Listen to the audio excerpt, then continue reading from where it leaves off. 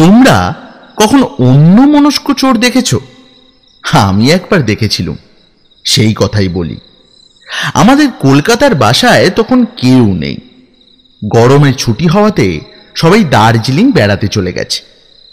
108 degree জ্বালায় আমি একা একা বসে ছটফট করছি।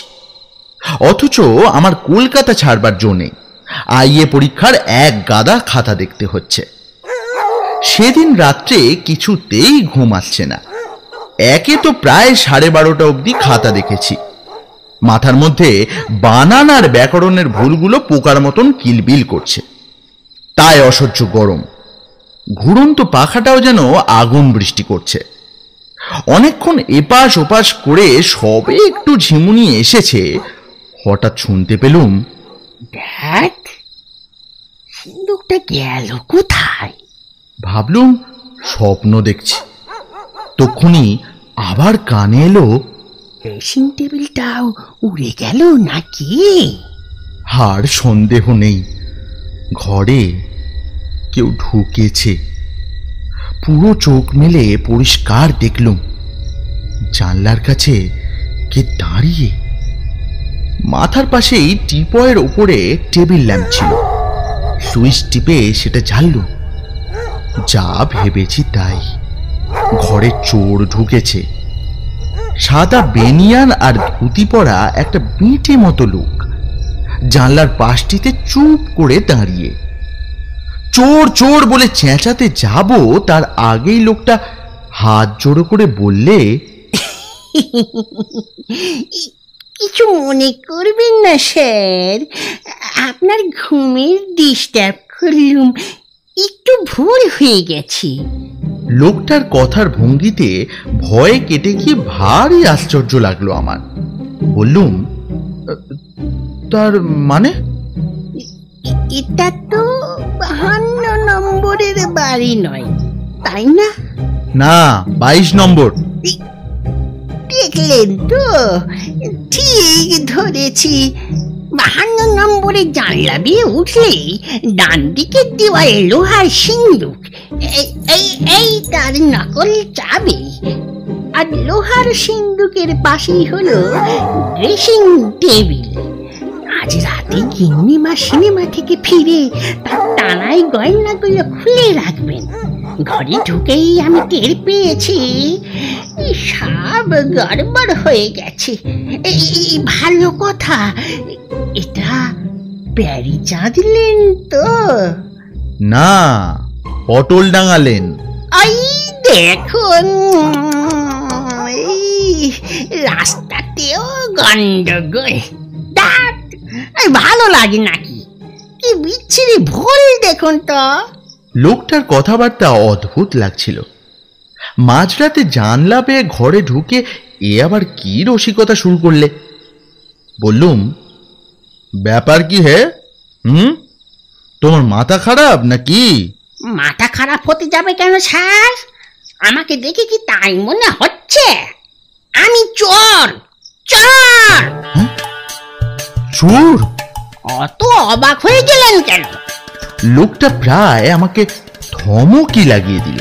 রাত্রির বেলা আপনার ঘরে জানলা দিয়ে চোর ঢুকবে না তো কি ডাকপিয়ন ঢুকবে নাকি? কি যে বলেন, কিছুই মানে হয় না। বুঝেছি। 52 নম্বর প্যারি চাঁদে চুরি করতে গিয়ে 22 নম্বর পটল ডাঙায় ঢুকেছ। ঠিক ধরেছেন এবারে। কিন্তু কি লেঠা বলুন কি, এতটা জানলা দিয়ে উঠেছি, জলের পাইপের ঘষায় হাঁটু ছাল উঠে গেছে, বুকের ভিতরে হাম ধরেছে। এখন কি আর প্যারি চাঁদে টেনে যেতে ইচ্ছে করে? আপনার ঘরে একটু বসবো স্যার, জিরিয়ে নেবো একটুখানি। আমার বেশ লাগছিল চোরটাকে। বললুম, তা বসতে পারো। বলেই আমি হা হা করে উঠলাম, আরে আরে ওটা কিসের ওপর বসছো? কিন্তু ততক্ষণে যা করবার তা করে ফেলেছে। টুলের পাশে কুঁজোটা ছিল, ভুল করে টুল ভেবে চেপে বসতে গেছে সেই কুঁজোয়, আর তক্ষুনি পড়ে গেছে মুখ থুবড়ে। কুঁজো ভেঙে চৌচির ঘরময় জল। বোকার মতন একগাল হেসে উঠে দাঁড়ালো, ভিজে জবজবে। আমি রেগে বললুম, এটা কি হলো শুনি? লোকটা গাল চুলকে বললে,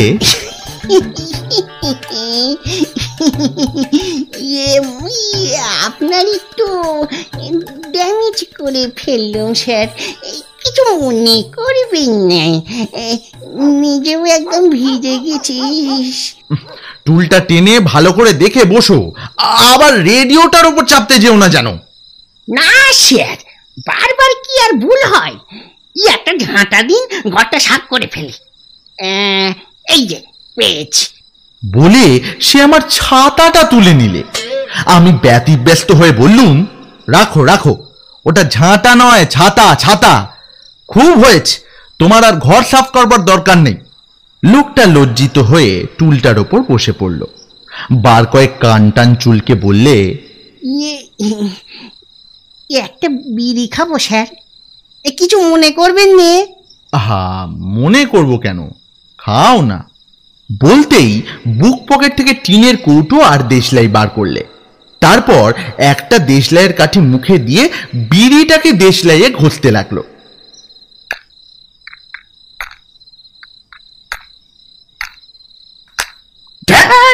ধরছে না, যাচ্ছে তাই দেশলাইয়ের কাঠি। আহা, কি পাগলামো হচ্ছে শুনি, ভালো করে তাকিয়ে দেখো তো কি ঘষছো। সে তাই ধরছে নে। বলেই সে বিড়িটা ফেলে দিলে। তারপর ফস করে দেশলাই ধরিয়ে নিজের মুখের কাঠিতে ঠেকালো। সেটা ফড়াং করে জ্বলে উঠতেই চমকে এক লাফ। নাকটা পুড়ে গেল স্যার। বিড়ির বদলে দেশলাইয়ের কাঠি ধরালে নাক তো পড়েই। তাই তো দেখছি। লোকটা বেজার হয়ে উঠল। দূর তোর বিড়ির নিকুচি করেছে, আর খাবই না শালা। বলে সে রেডিওটার উপর চেপে বসতে গেল। আরে আরে, ওটাই নয়, তুলে বসো তুলে বসো। ঠিক ধরিয়ে দিয়েছেন স্যার। আর একটু হলেই রেডিওটা শুধু আমি আচার খেতুম, কিন্তু নাকটা খুব জ্বলছে স্যার, বুঝলেন? বোধহয় ফসকা টসকা পড়বে। ফসকা পড়াই উচিত। তোমার যেমন কাণ্ড, এত ভুলো মন নিয়ে চুরি করো কি করে? নাকের ডগায় হাত বুলোতে বুলোতে সে বললে, ওই জন্যই তো মধ্যে মধ্যে ভারী মুশকিল হয় স্যার। মাস 6 আগে কি কাণ্ড করেছিলাম জানেন? ভিড়ের মধ্যে ট্রামে উঠেছি, পকেট মারবো। একজনের পয়সা বাঁধা রুমালটা তুলে নিয়ে যেই ট্রাম থেকে লাফিয়ে পড়েছি, সঙ্গে সঙ্গে কে যেন বলল, পকেট মার পকেট মার। লোকে তাড়া করলে আমিও টেনে দৌড়, রাস্তার ডান দিকের গলি ভুল করে বাঁ দিকে ছুটলাম। সোজা কোথায় গিয়ে ঢুকলাম জানেন? থানার মধ্যে। থানার মধ্যে? হ্যাঁ, তাতে দুঃখ ছিল না স্যার। আসলে গোলমালটা হলো অন্য জায়গায়। যে রুমালটা অন্যের পকেট থেকে নিয়েছি ভেবেছিল, সেটা আমারই রুমাল। ভিড়ের ভেতরে অন্যের ভেবে নিজেরই পকেট মেরেছি। তাতে ছোট ছোট আলু ভাজার মতো 5টা নয়া পয়সা মারা ছিল। বলো কি? একটা পাহাড়ওয়ালার কি আসপত্তা স্যার, আমাকে বললে, পাগল, করাচি চলে যায়। করাচি নয়, রাঁচি। ওই একই কথা স্যার। তা আমার খুব রাগ হলো। পাহাড়ওয়ালাকে বড় করে একটা ঘুষি মেরে বললাম, জানিস আমি চোর, তবু তুই আমাকে পাগল বলিস? তোর ইচ্ছে হয় তুই করাচি যা, আমি চোর, আমি হাজতে ঢুকবো।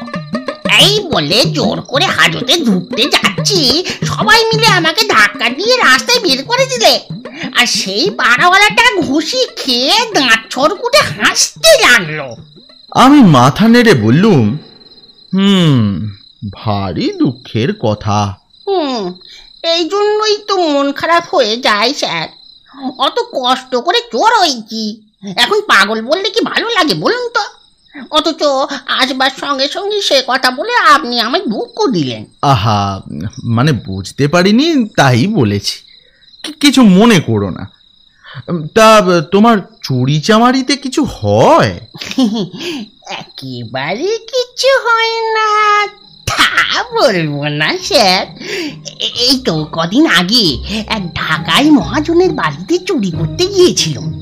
সামনে ক্যাশ বাক্সটা ছিল, আমি ভুল করে আর একটা কি ধরে টান দিল। দড়িতে বাঁধা ছিল, টানে চোটে ছিঁড়ে এলো। বেশ শক্ত ভারী গোলগাল। বার করে আনতে মনে হলো সেটা যেন আমাকে কামড়াবার চেষ্টা করছে। ব্যাপার কি, ক্যাশ বাক্স কামড়ায়? অনেক ক্যাশ বাক্স দেখেছি স্যার, গলা বের করে কামড়াতে চাই এমন তো দেখিনি।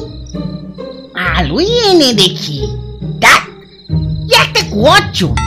পরের দিন দিলুম রাস্তার একটা লোককে বেচে 8 ঘন্টা পয়সা দিলেন। একটা পয়সা অবশ্য শীষের সিটি, তা হোক 4 ঘন্টা পয়সা তো পেলাম। কি লাভ হলো? তো হলোই না, কি বলেন? হ্যাঁ, কিছু লাভ তো হলো বই কি। তবে দেখুন, কাজটা নিয়ে আজ মন্দ নয়, কিন্তু নাকটা বিদায় জ্বলছে। একটা বিড়ি খাই, কি বলেন? হ্যাঁ, তা খাও, তবে এবার আবার মুখ পুড়িও না। না স্যার, বারবার কি আর ভুল হয়? বলে সে পাশের পকেট থেকে একটা মানি ব্যাগ বের করে হাতের ওপর উপুর করলে। বিড়ি বেরোলো না, ছোট ছোট আলু ভাজার মতন 5টা নয়া পয়সা পড়লো।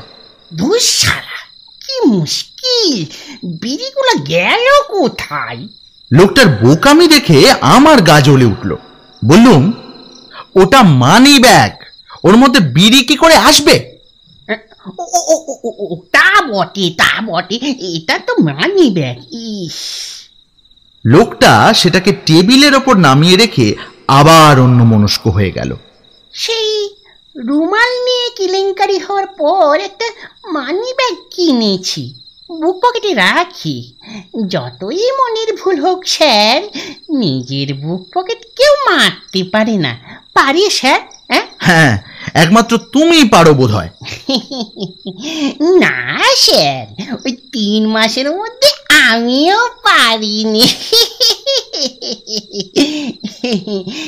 কিন্তু সারা বিড়ি একটা না খেলেই নয়। বলে আবার বিড়ি খুঁজতে যাচ্ছে, হঠাৎ ঘরের দেওয়াল ঘড়িতে টং টং করে 3টে বাজলো। হ্যাঁ, 3টে? কি সর্বনাশ! সর্বনাশ কেন? আরে বাড়িতে বলে এসেছে যে 3টের মধ্যে না ফিরলে তারা ভাববে আমাকে পুলিশে ধরেছে। আপনি একটু উঠুন না স্যার, উঠুন না। কিন্তু কেন? আমাকে থানায় দিয়ে আসবেন, উঠুন না, উঠুন না, উঠুন না। এবার আমার ভারী রাগ হলো। রাত দুপুরে কি জ্বালাতন, একটু ঘুমোতে পেলুম না, এখন আবার থানায় দৌড়ই। বললুম, এই তুমি বাড়ি যাও তো, বাড়ি যাও, বাড়ি যাও, আমার আর হাড় জ্বালিও না। লোকটা মিনতি করে বললে, একবারটি চলুন না স্যার, ধরিয়ে দিয়ে আসবেন, আমি বাড়িতে বলেইছি।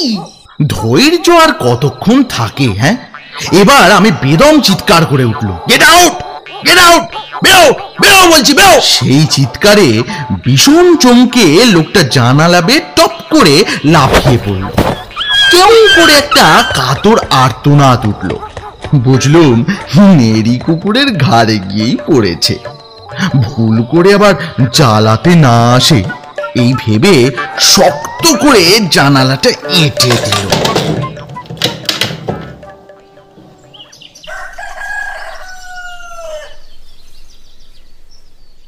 সকালে দেখি টেবিলের ওপর 5টা আলু ভাজার মতো নয়া পয়সা আর মানি ব্যাগটা পড়ে আছে। আমার চশমার খাপটা পাওয়া গেল না।